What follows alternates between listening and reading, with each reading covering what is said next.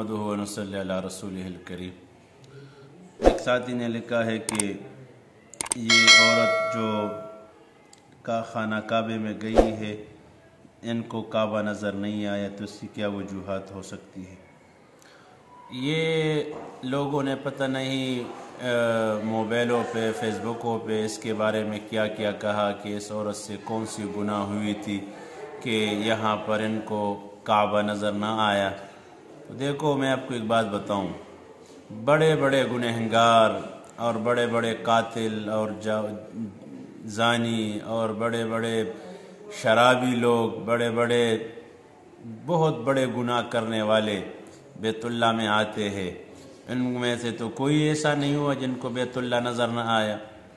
یہ لوگوں کے پروپیگنڈے ہیں، لوگوں کی غلط بیانیاں ہیں۔ اس لڑکی کے اوپر مرگی مرض جس کو کہتے ہیں، جنات کے اثرات جس کو کہتے ہیں، یا دورہ جس کو کہتے ہیں، اس کی وجہ سے یہ پیچھے کو ہٹتی جا رہی ہے اور اس کا نظر سے لوگ غائب ہو جاتے ہیں۔ تو لوگوں نے یہ پروپیگنڈا اور لوگوں نے یہ بات پھیلا دی کہ اس عورت سے کوئی گناہ ہوئی ہے جس کو بیت اللہ نظر نہ آیا۔ تو یہ اس طرح کوئی حقیقت نہیں ہے اس میں، یہ محض اس پر تہمت ہے، اس کے لیے ان پر ایک بدنما داغ ہے۔ تو لہٰذا اس سے بچنا چاہیے، اس سے پرہیز کرنا چاہیے، اسے باتوں سے۔